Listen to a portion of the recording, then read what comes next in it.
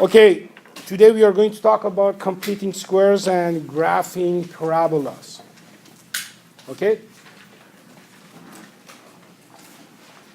Now, the first one is completing squares. Just to recall, there are two ways that you have seen a quadratic equation is written. One is the vertex form, okay? One is the standard form. So the standard form is in the following format. Y equal ax squared plus bx plus c is the standard form of a quadratic. Now, depending on the value of a, the parabola is either going to open upward or downward. If a is positive, parabola is going to go to open upward. If a is negative, parabola opens downward. Now, we all also know from grade 10 that if a is greater than 1, is a vertical stretch of the base function y equal x squared. And if a is between 0 and 1, again, this a that we are talking about is the absolute value a, because the first part, if you see, we said that if a is negative, is going to be reflected. So right now, we cover the sign of a here. Now drop the sign. The absolute value of a is going to tell you either you are going to stretch the base function, which is y equal x squared, if a is greater than 1, and you are going to compress it if a is between 1 and 0. Also, another important thing about this standard form is that c is automatically is the y-intercept. And if somebody asks you why, because the y-intercept x is 0, if I set x equal to 0, these two terms, ax squared and bx, are going to be canceled out. So c is going to be the only term left, which is going to be the y-intercept. The second form that you already have seen is called the vertex form, which is written as y equal a times x minus h squared plus k. A is the same a that you use in standard form, meaning that a of y equal ax squared plus bx plus c is going to be the same a for the vertex form. H and k are the coordinates of the vertex. H is the x coordinate and y is the y coordinate of the vertex. But one thing you have to remember is that in vertex form, the formula is x minus h. Okay? This is very important. Now, as usual, if a is less than 0, it's going to be a reflection of the parabola about the x-axis. Okay?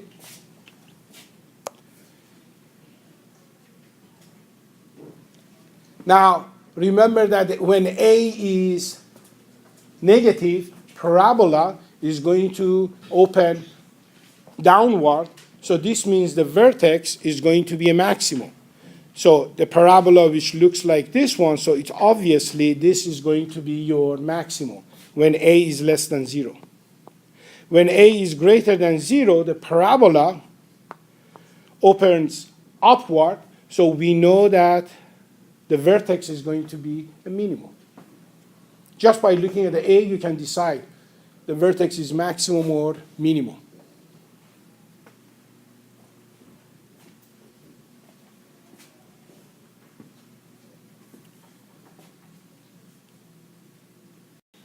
Now, the other thing you have to remember is that when I have the vertex and I know the vertex is maximum or minimum, you can tell me automatically what is the maximum value of the function and what is the minimum value of the function. If the case is a less than 0, then you know the vertex is maximal. Then you know the k value, which is the y value, is going to be your maximum value. If a is greater than 0, we know that the vertex is going to be a minimum, so your k value is going to be the minimum value of the function. Now, the same idea as before, if a is greater than 1, then the parabola is going to be the stretch of the base function y equal x squared. And if it's between 1 and 0, then it's going to be a vertical compression, and the coordinate of the vertex is h and k.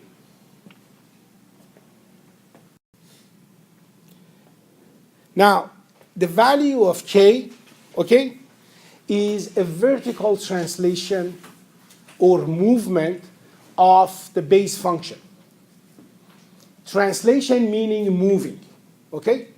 And since k relates to vertical one, this means that if k is positive, you are going to move the base function, which is y equal x squared, k units up. If k is negative, you are going to move the base function y equal x squared, k units down. Okay? So k represents the vertical translation, up or down based on k. If k is positive, go up. If k is negative, go down. Continue. Now, h represents the horizontal translation. If h is positive, you go to the right. If h is negative, you go to the left. But this right and left, you have to look at the equation. The equation is x minus h squared. So don't be fooled by the number. If it's x plus 1, it doesn't mean that you go to the right 1 unit. In fact, you go left 1 unit, not right 1 unit. So it's the opposite? Opposite, excellent. Because the formula is x minus h. So that's the best way to say it. Whatever number you see in the bracket, just flip it. So if it's negative, flip of negative is positive. So you know that h is to the right, positive. Now, the other thing you have to know is that any standard form of a quadratic equation can be changed to vertex form using 2 methods. One method is completing squares, which I'm going to go through it. I know you're going to have problem even on Friday. But there is another method which is very simpler than quadratic, completing square. But hopefully your teacher told you last year, which I'm sure the teacher said it. But if I have a quadratic like this one in standard form, I can change it in 2 ways to vertex form. One is completing squares, which is a painful process, okay? Another way is a shortcut. If you remember from last year, I can find the x-coordinate of the vertex with this formula, minus b over 2a. Everybody remembers this one? Okay?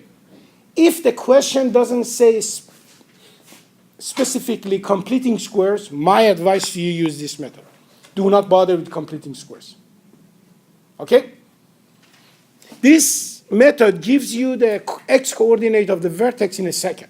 When you find the x-coordinate, you put this one back inside this equation and find y-coordinate. And then you are done. You know the vertex form of the quadratic. Now, how do you know the vertex form now? You know that this one is going to give you h, in fact, not x, h, and this one is going to give you k. Agreed? Now, if I know the vertex is h and k, I can write the equation as a x minus h squared plus k. Now you may say, okay, where does the a come from? How can I find this guy? This is the same a here. So you don't need to really do any completing square. If it doesn't say use completing square. If it says, then you have to go through the whole pain, and then follow the steps, which is not hard. When you are supposed to find a vertex form using completing square, the first thing you have to do is to look at the coefficient of x squared. If the coefficient is not 1, factor out a. But in our example here, the coefficient is 1, so there is nothing to factor. So we are safe. Now what you do is that you are going to look at b here. What is b here? Negative 6. What is half of b? Square negative 3. 9. Add 9, subtract 9 from this equation. So I'm going to get y is equal to x squared minus 6x plus 9 minus 9 plus 2. This is what we did the day you were away with the supply teacher? Yeah. Yeah, this is what you did then. So I'm just going to go through it again just to make sure, because completing square is going to be heavily, favored in the diagnostic. Okay, now, the next thing I'm going to do is that I'm going to take the 3 terms that they end with plus. So I'm not going to take the negative 9. I always get the addition one, plus 1. Now, look at x squared minus 6x plus 9. How can I write it as a complete square, perfect square? I can write this guy as what? X minus 3 squared minus 9 plus 7 is what? Oh, negative 7. Okay? And this is complete square. That's it. Okay, very simple. It's not hard. Now, let's do the same thing using the shortcut. We know that VH is minus B over 2A. What is B here? Negative 6. So minus 6 divided by 2A, which is 2 times 1. So it's 6 divided by 2 is 3. And look at the 3 here. We got the same thing. Now, to find V of k, I just put it back in the equation. So I say 3 squared minus 6 times 3 plus 2 is 9 minus 18 plus 2 is 11 minus 2 is minus 7, which is this guy. Now, you be the judge. Which one you want to use? Beautiful. You use completing squares. Okay. So the way I do it, I'm going to use a shortcut. So I'm going to say the h coordinate of the vertex is minus b over 2a, which is minus 12 divided by 2a, which is 2 times negative 3, which is 12 divided by negative 6, which is negative 2. That's my h coordinate of the vertex. The k coordinate is, I substitute it back, and I get the following. Negative 2 squared is 4 times negative 3 is negative 12. Negative 12 times negative 2 is going to give me 24. And minus 9, so I get negative 12 minus 9 is negative 21 plus 24 is going to give me 3. So from here, I know the vertex is negative 2 and 3. And the equation becomes y is equal to what? Excellent. Negative 3, open bracket, x plus 2 squared plus 3. Excellent. Now, the question is the following. Is the function maximum or minimum? The vertex. Why it's maximum? Because a is negative, so it opens upward. So it opens downward, sorry. So it's a maximum, okay? Now, and the maximum value, what is the maximum value? 3. Yeah. We only look at the y value of the vertex. So the maximum value is 3, which is this guy. Okay, graphing parabolas, there are 2 methods that you already know both of them. One is called table of values, TOV, which we do not recommend it. in case of parabolas, except, you're dealing with decimal numbers, and they are not really whole numbers. Yeah, go ahead and use table of values. But usually you're able to find the vertex form, the x-intercept, y-intercept, all those information, and you can plot a very nice smooth graph. So table of values is one option you have. The second option is the following. You find the vertex, you find the x-intercepts, if there is any. Remember, a parabola does not necessarily have x-intercept. Y-intercepts, okay? And axis of symmetry. Then you can plot the graph of a parabola. The one that I'm going to show you is option 2. Using the vertex, x-intercepts, y-intercepts, and axis of symmetry. So this is the last example we're going to do. Okay, now for graph negative 2x squared plus 8x minus 6. I want to use the vertex, y-intercept, and x-intercepts, and the axis of symmetry. So to find the vertex, I'm going to use the shortcut. So I'm going to say v sub h is equal to minus b, which is minus 8, over 2a, which is negative 4, 2 times negative 2. So the answer is 2. Now, if I put it back in the equation, I'm going to find v sub k is negative 2 times 2 squared. 2 squared is 4, negative 2 times 4, negative 2 times 4 is negative 8, plus 8 times 2, which is plus 16, minus 6. So the answer is negative 14 plus 16 is 2. So I get that vertex is 2 and 2. So my equation becomes y is equal to the same a, which is negative 2, times x minus 2 squared plus 2. This is my vertex form of the equation. So I know the vertex is at 2 and 2. So it's going to be a point like here. So this is my vertex. The other piece of information that I can see from standard form is the y-intercept. So what is the y-intercept? What is the y-intercept? The y-intercept is negative 6. Look at the constant in the standard form. The constant in standard form is negative 6.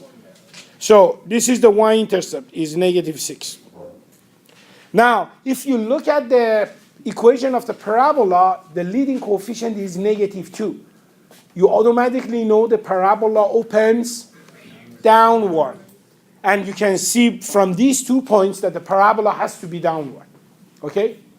Now, I can also draw the axis of symmetry here. Axis of symmetry is a perpendicular line to the x-axis which goes through the vertex.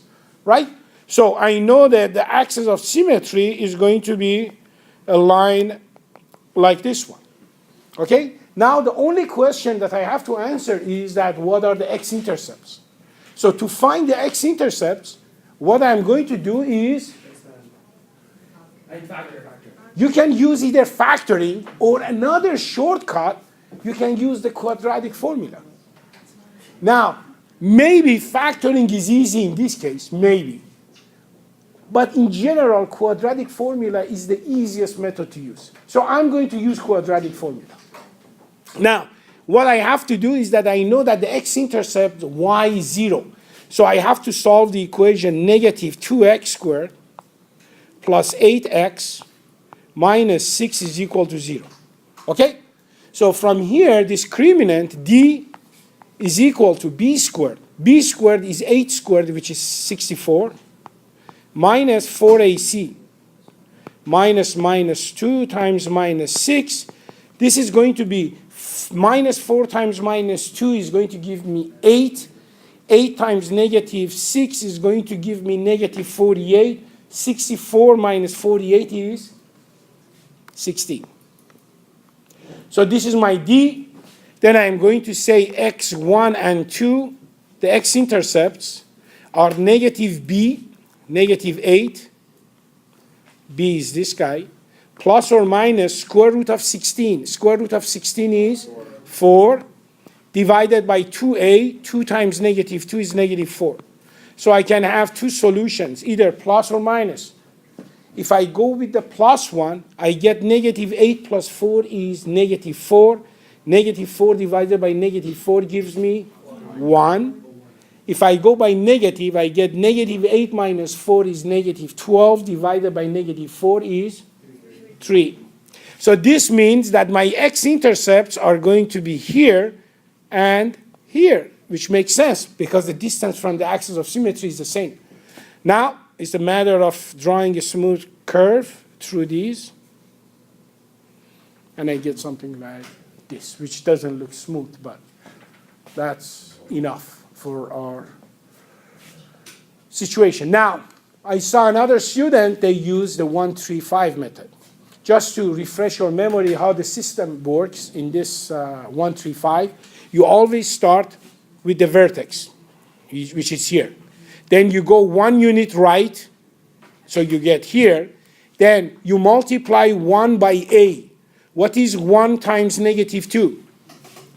Negative 2, right? So you go, because it's negative 2, you go 2 units down. You're going to end up here. Okay? Now, again, go back to the vertex. Go 1 unit right, you're going to end up here. Then again, 1 times negative 2 is going to be negative 2. You're going to end up here, the 2 points. Then, from this point here, go again 1 unit down, left, okay? 3 times a units, you either go up or down. So what is 3 times negative 2? Negative 6. So you go negative 6 units down. 1, 2, 3, 4, 5, 6. You're going to end up here, which is y-intercept. And you do the same thing with this guy. You go 1 unit right, and then 6 unit left, down. You're going to end up here. So this means my curve has to go through here.